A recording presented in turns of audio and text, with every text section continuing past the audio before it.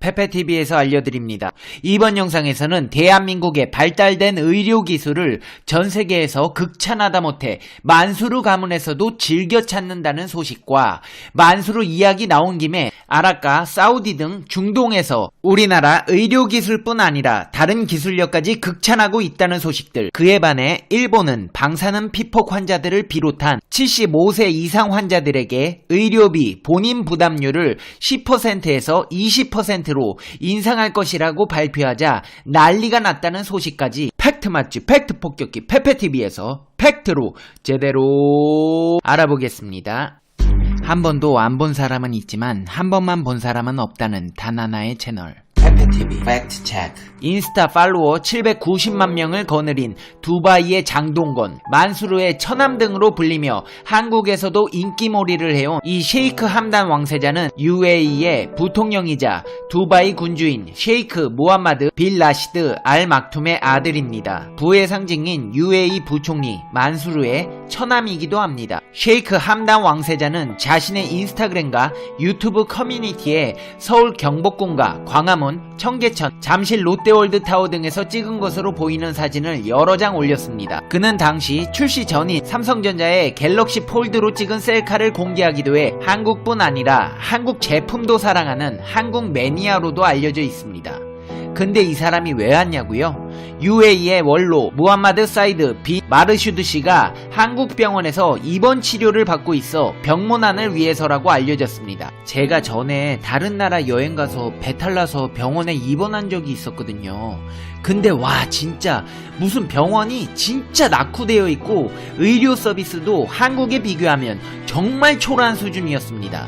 사실 다른 나라 가서 치료받으면 마음도 불편하고 말도 안 통하니까 그래도 자국 병원이 편한 법이잖아요.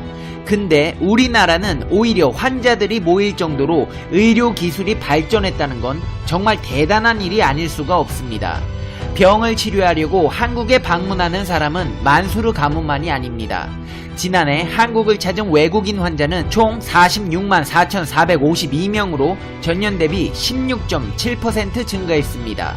이 중 가장 많이 찾은 진료 과목은 내과 통합으로 8만 9,975명이 내원해 19.4%를 차지했습니다. 이어 성형외과 6만 6,969명 14.4%, 피부과 6만 3,671명 13.7%, 건강검진 4만 1,230명 8.9%, 그 밖에 산부인과, 정형외과, 신경외과, 일반외과, 치과 등의 발전된 의료 기술력으로 전 세계인들을 사로잡았습니다. 특히 성형외과는 2014년 이후 내과, 통합과를 제외한 모든 진료 과목보다 높은 비중을 차지하고 있으며 성형외과와 피부과를 합한 미용, 성형 관련 외국인 환자는 13만 640명으로 전체의 28.1%를 차지해 역대 최고치의 비중을 차지한 것으로 나타났습니다. 와, 우리나라 진짜 성형 강국이네요. 하긴 가로수길만 가봐도 붕대 두르고 다니는 외국인들 엄청 많기는 하죠. 하지만 의료업계에서는 중증 질환, 희귀 난치성 질환 수술 및 치료 등 우리나라의 앞선 의료기술을 제대로 알리는 정부의 노력이 필요하다는 지적도 있습니다. 한편 중동의 한국 사랑은 의료기술뿐만이 아닙니다. 국토부에 따르면 사우디아라비아는 우리 건설기업들의 해외 누적 수주액 1,445억 달러로 1위 국가입니다. 이어 2위는 아랍에미레이트로 780억 달러, 쿠웨이트는 486억 달러로 3위를 차지했습니다. 그 중에서도 최근 사우디아라비아는 탈석유화 시대를 대비해 비전 2030을 발표하며 산업 다각화를 추진하고 있습니다. 이외 인프라 분야에서는 신도시, 공항, 플랜트 사업을 추진 중에 있습니다. 특히 우리나라는 사우디의 비전 2030 실현을 위한 중점 협력국가로 올해 4월 한국 사우디 비전 2030 협력회의를 개최하고 사우디아라비아 왕세자가 방한한 지난 6월에는 한국 사우디 정상회담을 개최하는 등 양국 정부 간 협력을 강화하고 있습니다. 또 대한민국 정부는 한국과 사우디의 공항협력 양해각서 MOU를 체결해 우리나라의 스마트 공항 건강에 대한 기술과 지식의 전수를 본격화하고 아델 빈 아흐마드 알 주베이르 사우디 외교 담당 국무장관을 만나 방산, 원전 등 다양한 분야로 협력 범위를 계속 확대해 나가기로 했습니다. 심지어 대한민국의 수출력군들은 낙타 사료까지 공략해 수출길을 넓혀가고 있습니다. 대한민국의 사료 전문회사 로터스에서는 초식 동물을 위한 사료를 제조 판매해왔습니다. 그러다 우연히 만난 아랍에미레이트 왕족인 만수르가 농장의 영양사가 낙타 사료도 파는지 물어보면서 낙타와의 인연이 시작되어 만수르가의 사료까지 지급하고 있습니다. 이 회사는 지난해 말 사료로 시작한 중동 수출이 염소, 우유용 사료, 고기용 소사료 등으로 차츰 품목이 확대됐고 이제는 낙타까지 섭렵하게 됐다며 개월수마다 달라지는 사료는 종류만 따져도 처음에 10종에 불과했지만 이제는 30종까지 다양해졌다고 설명했습니다. 중동에서는 한국산 제품의 신뢰도가 높은 편이라서 특히 왕족이 산업 전반을 쥐고 있는 중동에서 좋은 거래로 거래를 시작하게 된 것이 그 이후에 판로 개척에도 도움이 되고 있다고 밝혔습니다.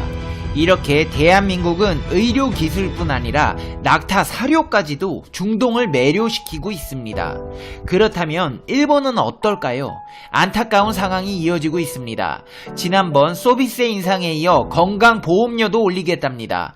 건보 재정에 비상이 걸려 75세 이상 의료비 본인 부담료를 10%에서 20%로 인상한다고 하자 논란이 일고 있습니다. 저출산, 고령화로 건강보험 재정 부담이 급격히 커지고 있는 일본에서 75세 이상 고령자에 대한 의료비 자기 부담률 인상 방안을 놓고 진통이 이어지고 있습니다. 국가재정을 책임지는 재무성과 국민보험을 담당하는 후생노동성 사이에 치열한 줄다리기 양상이 나타나고 있습니다. 아사히신문 등에 따르면 일본 사회보장검토회의는 중간보고서를 통해 75세 이상 고령자들의 의료비 자기 부담률 조정 방안을 명기할 방침입니다. 재무성은 자기부담 비율을 현행 10%에서 20%로 인상하는 안을 중간보고서에서 확정해야 한다는 입장을 보이고 있습니다. 저소득자에 대한 배려는 별도의 대책으로 마련하되 원칙적으로 자기부담 비율을 높여야 향후 건강보험 재정을 안정적으로 운영하면서 다른 분야의 복지에 재원을 돌릴 수 있다고 주장합니다. 반면 후생노동성은 20%로 올리는 방안은 좀 더 신중히 검토해야 할 필요가 있기 때문에 내년 여름 보고서 작성 때까지 결론을 미뤄야 한다는 입장을 나타내고 있습니다. 아소다로 부총리는 아베노믹스의 효과가 나타나고 있는 지금 이때 논의를 미루지 말고 일사천리로 진행해 결론을 내야 한다고 맞섰습니다.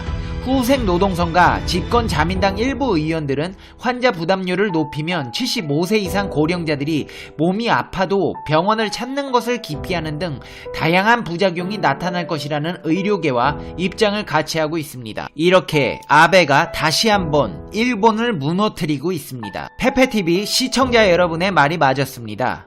아베는 일본을 무너뜨리기 위해 한국에서 파견한 엑스맨 스파이였습니다. 이제 페페TV의 결론 듣겠습니다.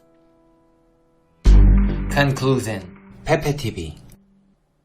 아니 일본에는 병원이 왜 있는 거예요? 어차피 치료해봤자 방사능 피폭될 텐데 병 주고 약 주시려고 그러나? 그러지 말고 한국으로 치료받으러 오세요. 우리나라 의료 선진국입니다. 아 맞다. 근데 일본에서 수출 규제했지? 우리도 외국에서 오는 그 일본 환자들 의료 규제해야 되는 거 아니에요? 그까짓 거 불화수소 뭐라고 그렇게 아껴가면서 안 팔겠다는데 우리도 갑질 한번 해야 되는 거 아니냐고요. 근데 아픈 사람한테 뭐라고 하는 것도 너무 좀 비인간적이기는 하네요. 참 이거 고민됩니다. 의사 선생님들 히포크라테스 선언문 보면은 환자의 건강과 생명을 첫 번째로 생각하겠다는 선언도 있거든요. 근데 이 일본의 이 치졸한 정치질에 저까지 너무 저런 생각까지 할 정도로 나쁜 사람이 되어가고 있는 것 같아서 참 마음이 아픕니다. 근데 또 우길기 들고 아베 지지하는 거 보면 참 답 안 나오고요. 페페TV 시청자 여러분은 어떻게 생각하세요? 페페TV는 여러분의 생각이 궁금합니다. 댓글로 여러분의 생각을 남겨주세요. 크리스마스가 다가오고 있습니다. 항상 집안에 평안이 가득하시고 행복하시고 즐거운 날들이 되시길 페페TV가 응원하겠습니다. 밤에 너무 추워서 보일러 계속 세게 틀면은 난방비 폭탄 맞을 수 있습니다. 전기 난로와 전기 담요를 적절히 이용해서 합리적인 난방으로 따뜻한 겨울 되시길 바랍니다. 그럼 다음 영상에서 봬요. 안녕.